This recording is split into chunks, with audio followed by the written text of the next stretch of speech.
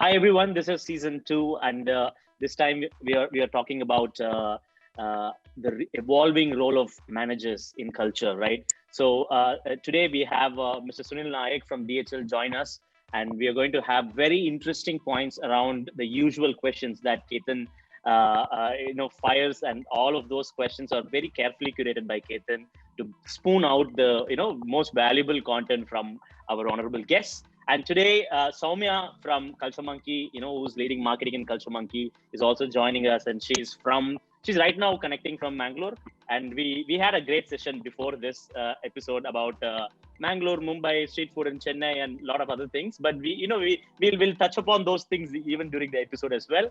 And of course, the episode will be hosted by our good old Ketan, and Ketan it needs no introduction, right? So before we go to the actual episode, right? So we always have this habit of talking about what is Culture Monkey. A small story always does justice to talk about Culture Monkey, right? So what happened is, I'm the CEO and founder at Culture Monkey. So what happened is I've been an engineer for 11, 12 years in my life, and being an engineer, there's so much that people can empathize. Only engineers can, right? So that's a privilege to us. So what happened is in the last 10, 12 years, I've worked in many places across cities in India, in Europe, in Singapore, in all these places. Wherever I went, I realized that engagement or culture.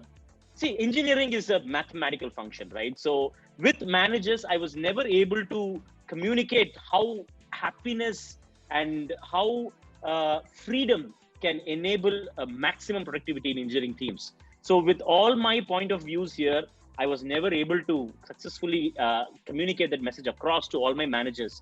And even if I did, I was scared to be open because it's not going to be anonymous. And it's even if they understood the messages, it almost felt like all my feedback went into a black hole, and there was never a closure on those feedbacks and no traceability, right? So I that's when I lost hope on this process.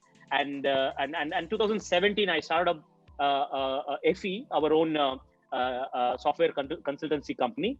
And Joseph and Joseph is the co-founder, and we started working with really smart engineers, and we were able to deliver zero attrition, both on customers and both on employees. And we were sitting down and thinking, what is it about us that everybody enjoys, all stakeholders are enjoying the way we do it. And then we 2017, 2018 is when we understood that it's called culture, right? The DNA of our companies, the way we treat people has made a major difference in how we ran companies, and how much maximum deliverable, maximum performance we were able to deliver.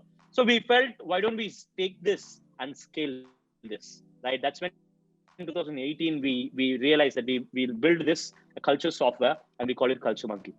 Right now we have a lot of enterprise clients, and it's so fulfilling to see that right now we are like 75,000 unique employees. We are able to solve the same problem that I faced years ago, and we have like 2.5 million individual data points that talks about the culture, and it feeds us to understand the pattern of what's going on in companies, right? And that's when we realized managers play a very key role in personalizing engagement and culture for their teams. And therefore we have this topic covered in Culture Club season 2.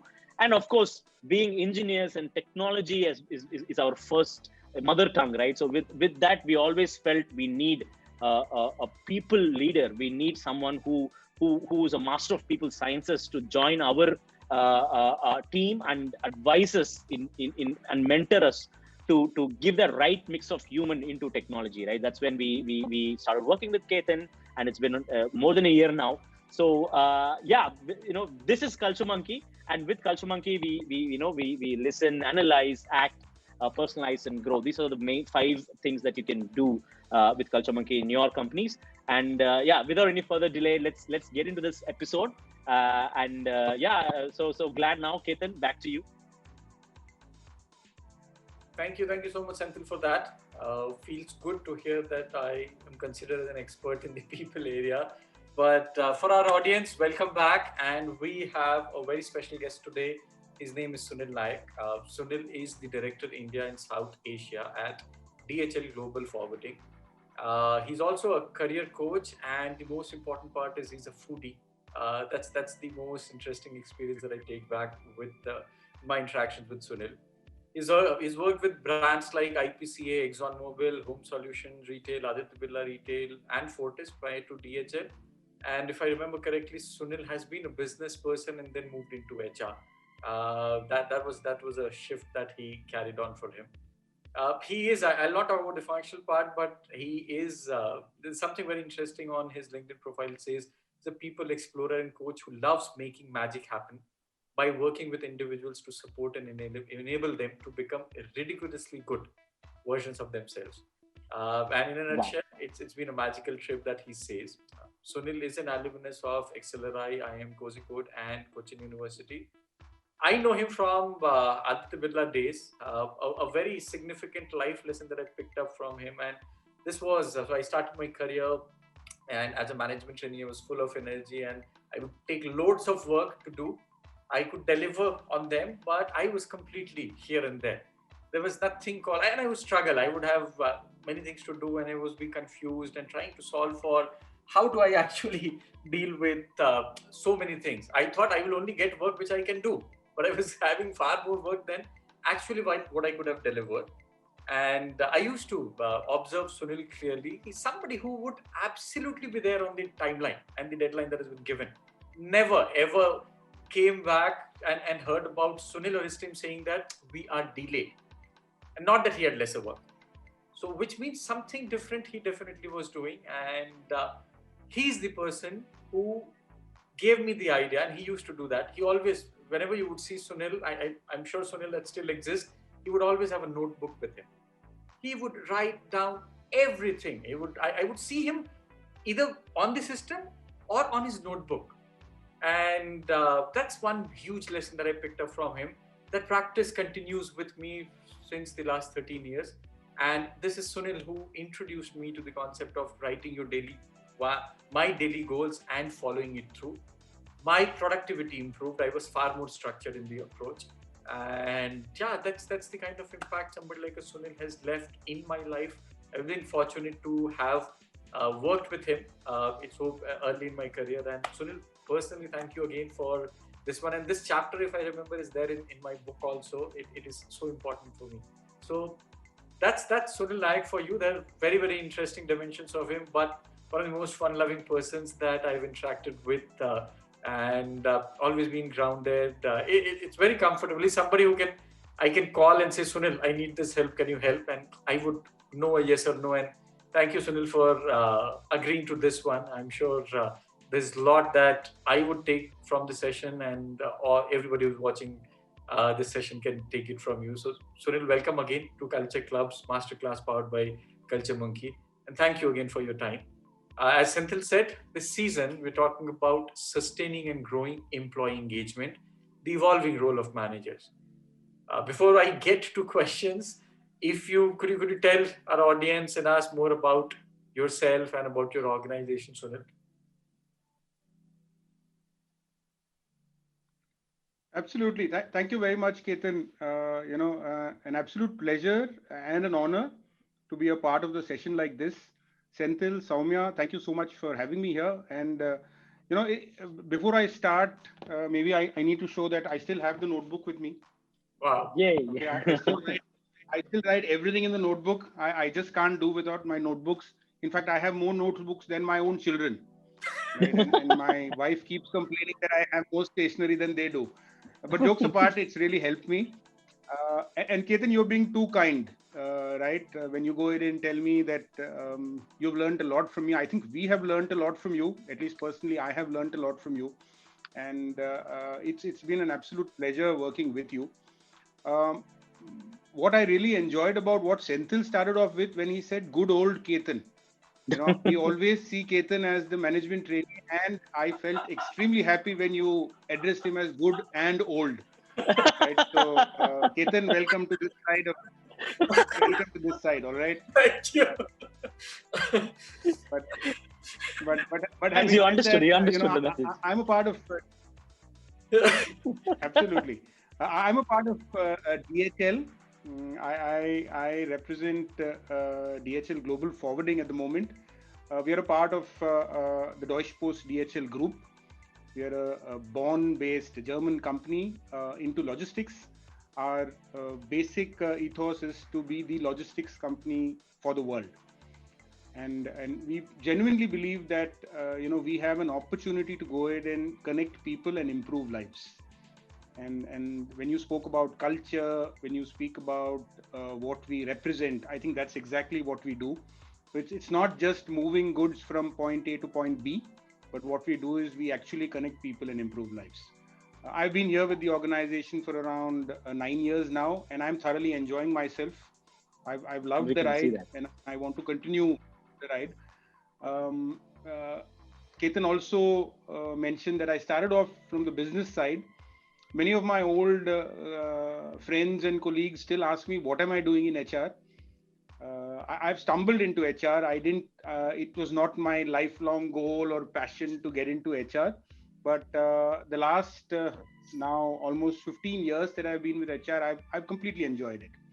And I completely or genuinely mean what I've written on my LinkedIn profile when I say that I want to make people ridiculously good versions of themselves, because I think there's a great opportunity for that, and I think we have it in ourselves to go about doing it.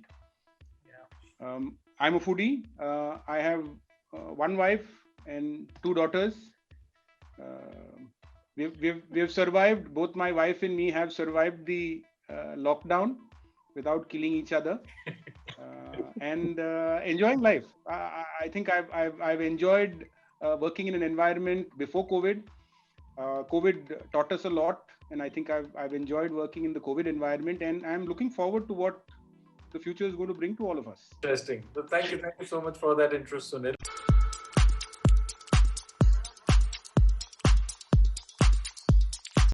I'll come to the first part of the question.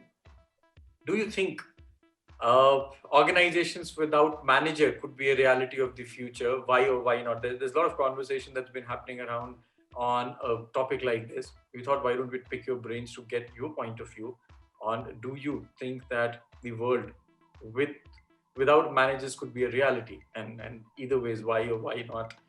What are your point of views there? It's an interesting question, Ketan. If you had asked me this question a year back, my answers could have been potentially different. But what I have seen over the past 1 year is that, as far as the role is concerned, the role seems to be slowly losing its, at least from a front page standpoint, from a theory standpoint, it seems to be losing its importance. We've got teams that are working remotely. We've got people who have been working on their own. If you see the past, what I believe is that most organizations were running, trying to go ahead and build on efficiency, on effectiveness, etc. Versus now, if you see how it's working, we are looking at working towards ensuring that there's more transparency, there's more accountability, more ownership. So if you look at the role profile, I don't see a requirement for a manager coming in. But what I also realize is that managers become managers not only because of the experience that they come in or the tenure that they bring in, but also because they are good leaders. So if you look at what is expected from a manager, what's expected now from a manager is more towards leadership, right? So in the future, do you see us having managers? Yes, we will need managers to go ahead and handle teams, but the structure of the teams are going to change.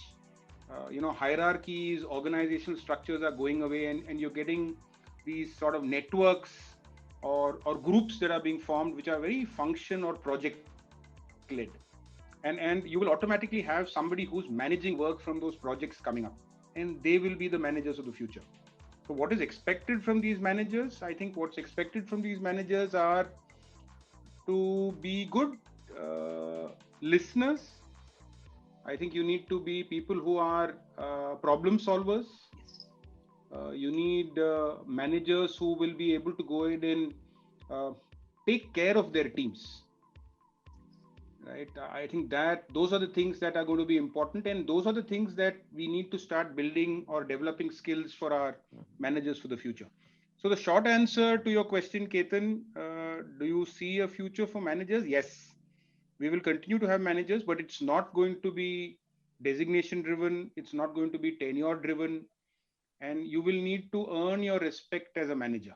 It's I don't see it coming in just because you've got a designation of a manager and hence you're becoming a manager. I think that's my take on it. I hope I've been able to make sense. Yeah, it completely resonates to a thought. So what I hear you say is that the role would still be there, but it will be in a different avatar. And probably COVID has created a different level of thinking for across people, saying that do we need managers as existed some time back, or is it going to be a new avatar?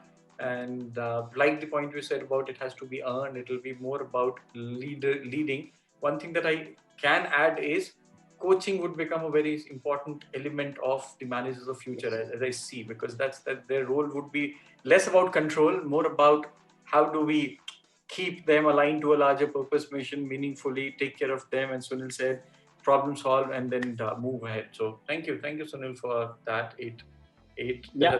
helpful. I mean, I want to insert this one quote that really complements what Sunil said. Is that leadership is taken and it's not given, right? So that is one of the things that that really went well.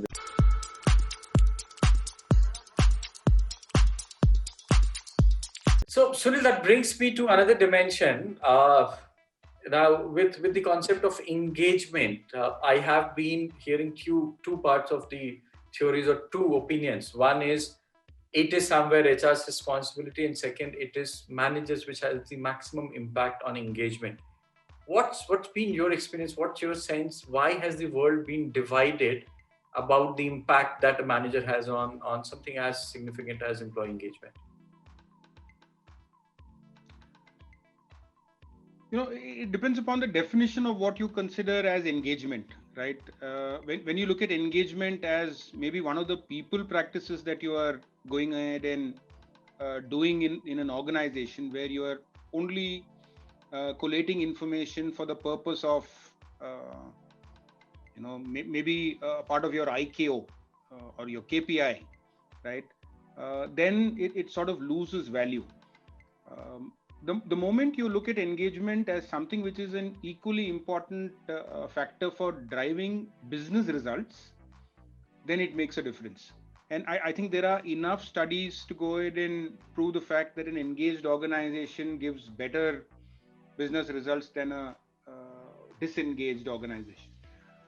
In that aspect, if this understanding can be provided to your business leaders, business managers, and to the business line, the ownership will come automatically, because you will realize that if I'm able to understand my teams, if I'm able to go ahead and communicate or relate to my teams better, I would be able to go ahead and get a better response from them. I just give you an example of connecting people and improving lives. Now, as a statement, this sounds very grandiose, right? But can I get my teams to be engaged enough to understand how the activity that they are doing, the role that they are doing, actually translates to connecting people and improving lives? I think that is a way in which you can understand how engagement works, and that can only happen if there is a connect or communication from the senior management to the first line leaders, from the first line leaders to the supervisors, from the supervisors to the team members. And if everybody is in sort of harmony, then we are able to go ahead and get an engaged workforce who knows exactly what the person is doing. And that's why I believe that as far as engagement is concerned, it's I would look at it as maybe 3 steps. One is, of course, to go ahead and actually seek feedback. When you talk about engagement, try and understand what works, try and understand what does not work. Second would be to communicate whatever is happening. And the third would be to go ahead and take action, right? Based on whatever has been provided, are you going ahead and doing something about it? If you take the necessary steps to go ahead and do whatever is needed, then people will start to understand that there's a value behind it, and we need to reach out and work together as a team. Interesting. And what I definitely, a major point that I picked up when you said is it has to be beyond KPI, where it is a responsibility of a function. It has to be the way, it has to move into the belief system of the organization, saying that, yeah, we have to be engaged for the organization to do better. Then it becomes a joint ownership rather than being one person or one department's responsibility. Yeah, thank you for that, Sunil. Absolutely, Ketan. Ketan, in fact, just one more interesting point that I had, from the name that you have, the organization is called Culture Monkey, right? So if you look at the term culture, there's a very, very interesting statement that or phrase that is made, which says that culture eats strategy for breakfast. Yeah. And that's absolutely true. If there is a culture of engagement in an organization, then the any strategy that you want to put into place, any action plans that you're putting into place will work. If that is not a part of your culture, it's not going to work. Wow, that's powerful.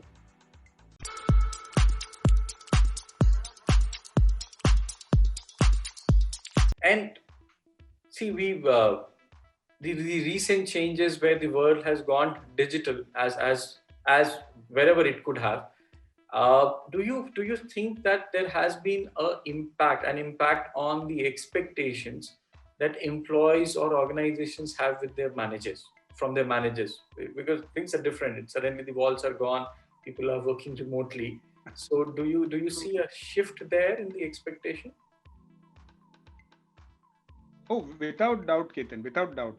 I think over the past years, many myths have been broken, right?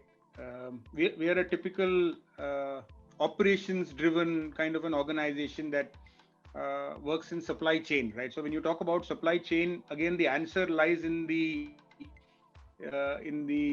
word itself. We work like a chain, and you've got different links which are supposed to be linked to each other and in a particular sequence.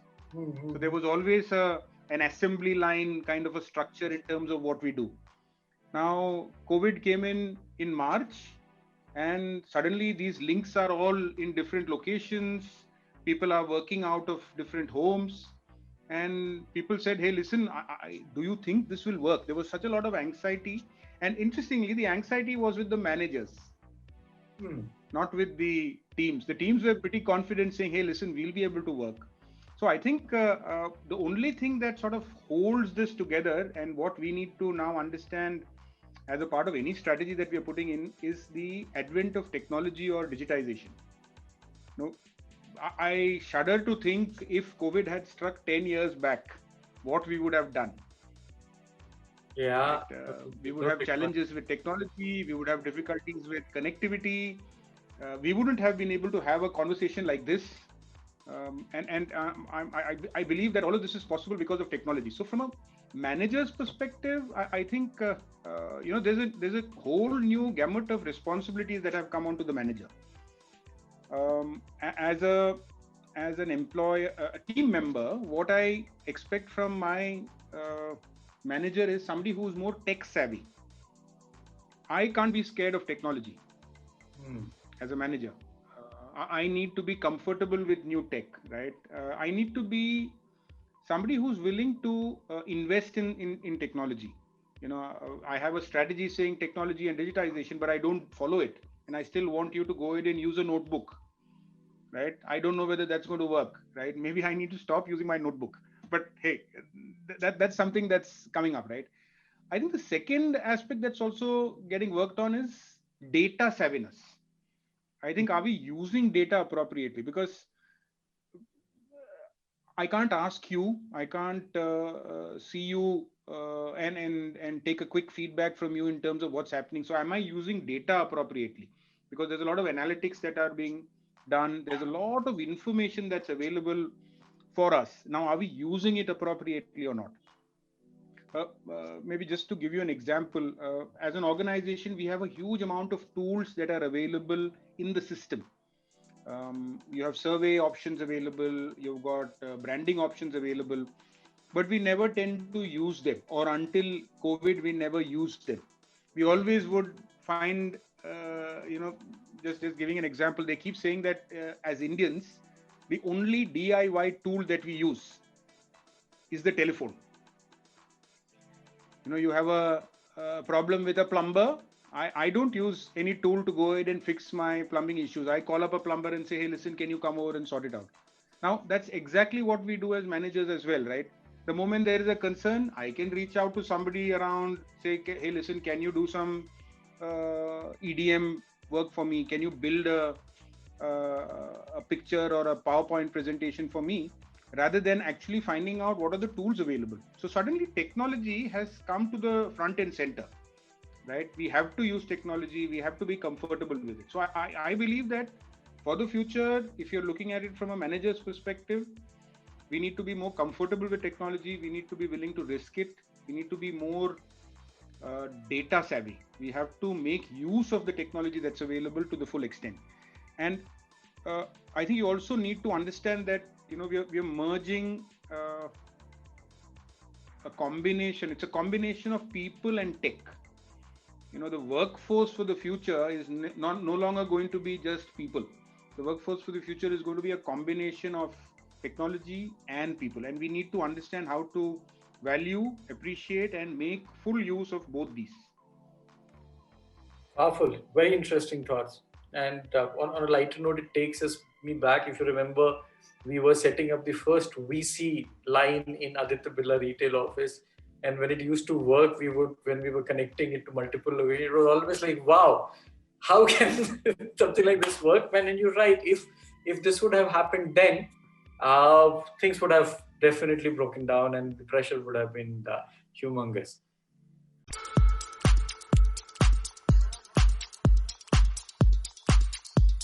And you've already, while you've captured that, because a question that I wanted to ask was with the what are the new things that managers have to adopt? I'll add a new dimension to that, Sunil.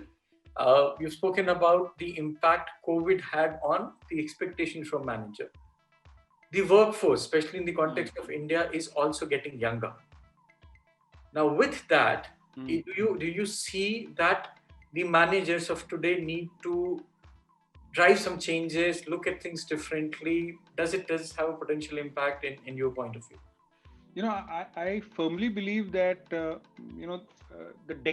every decade actually brings in a shift, right? So at any given point of time, based on our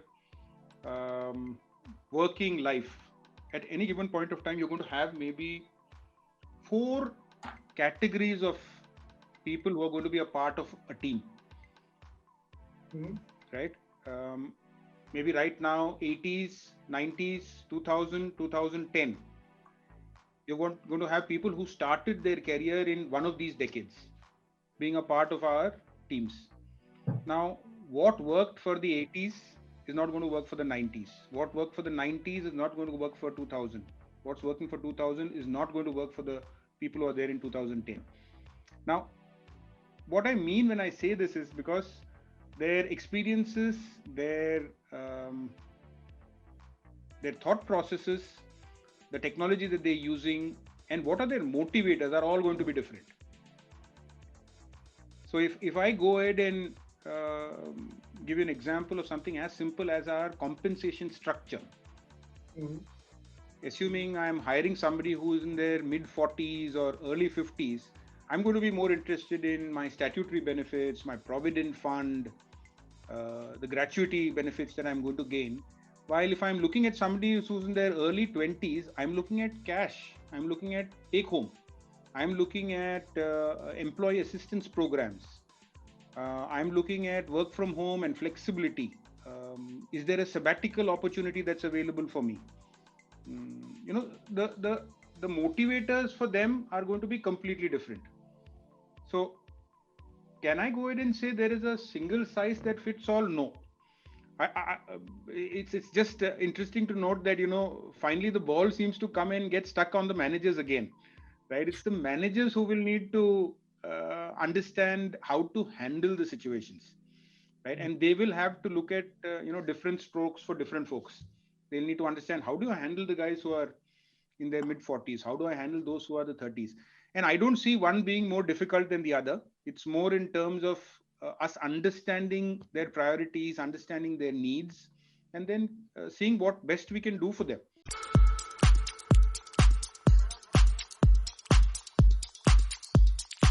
And you also spoke about something like one size fits all may not work. There's a question that I have around that. Do you believe that engagement of the future will see a shift from this one size fits all to more towards personalization? If your point is yes, what can organization do to enable manage in this journey? And if it is no, then there's nothing that we could talk about. But yeah, do you see that the engagement is moving towards more about, it will be about personalization? It is only about personalization.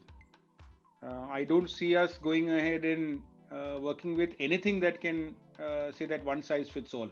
I'm a typical case in point, right? For me, what engages me or what's going to drive me is going to be completely different from what is going to drive you or Soumya or Senthil or anybody else, right? Because our needs and requirements are different. I think what's also important for us to understand is that when you look at engagement, there should be an underlying theme that sort of connects everything together. So I think that is what we mean when we say culture.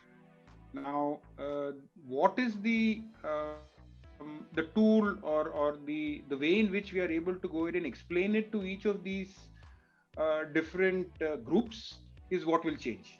So when you say that it has to be personalized, I don't see the theme or the culture or the vision mission changing. It is how do I communicate with our people that is going to shift from one to another. Very interesting.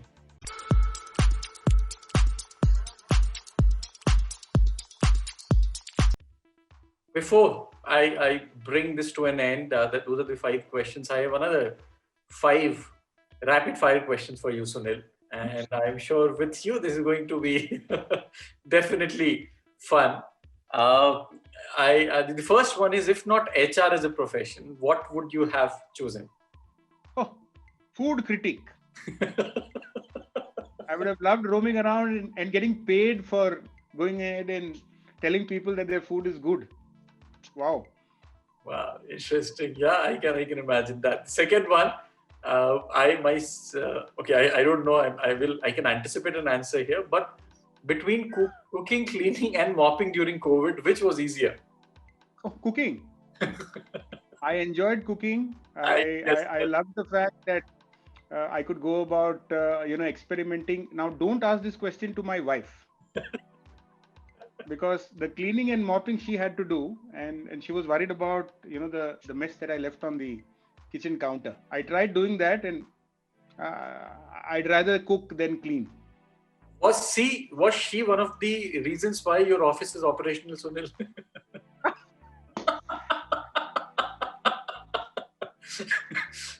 She convinced the management that she insisted that I come to office. All right, that brings me to the third one. If you can share that, what's that next goal that you're chasing? Could be personal, professional, something that you're looking forward to. What I would like to go about doing is try and do something where I can bring all my passions together. So with cooking or food, people, and getting people together and enjoying and having a good time. For me, what I'm looking forward to is maybe opening up a cafe. Have a place where I could get people together, give an opportunity for people to express their views, give me an opportunity to go ahead and talk to people and hear their opinions, and in the meantime also have fun. So that's what I'm looking forward to. Bangalore would be a good place to start your first unit from. I can tell you for a fact. Yeah, that was my question as well. Where is this going to be? So I haven't decided. I've got a few years left, but I'm definitely up to go ahead and find out if there are good locations, because I genuinely feel it's a great opportunity for me to go ahead and get all of this together. Yeah. Think of a nice. I in fact got a good name for the place. I'm thinking of what are the possible.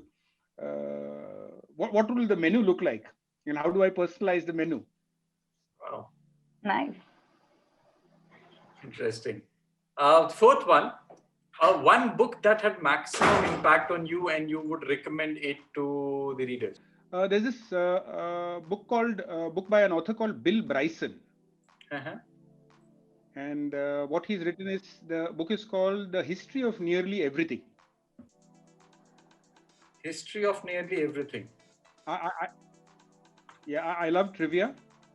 And I think this is one book that really gave me an opportunity to, in a very simple and concise manner, and in a very humorous way, understand a lot of stuff about different aspects.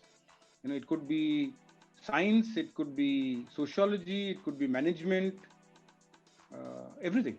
And I thoroughly enjoyed it, and I definitely recommend it to everybody. Interesting. I'm going to add that to my reading list. The last one, and this is keeping aside whatever COVID had its impact on the world negatively or significantly. One thing that you thank COVID for. For giving me the time to be at home, spending time with family,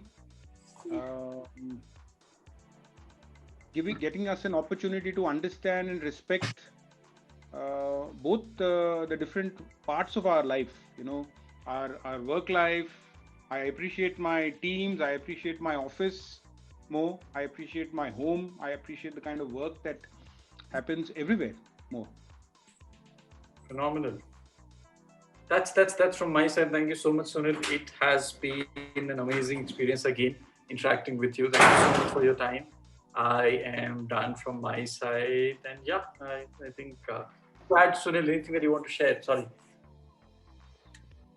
No. Thank you very much, Ketan, and thank you, Soumya, for going ahead and getting this organized. I enjoyed it, and I loved the rapid fire.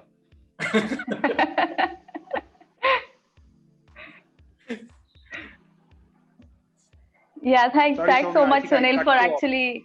No, thanks so much for joining us. In fact, I know through the conversations we had, I just had one question that I had to ask, So do you really think that employee engagement is going to be this constant puzzle that we are going to be solving in years to come? Or do you see that, we will get to that point where we have solved this puzzle?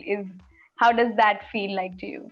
So Soumya, going from my experience, I've been working now for the past 25 years, and I think my journey has been filled with learning.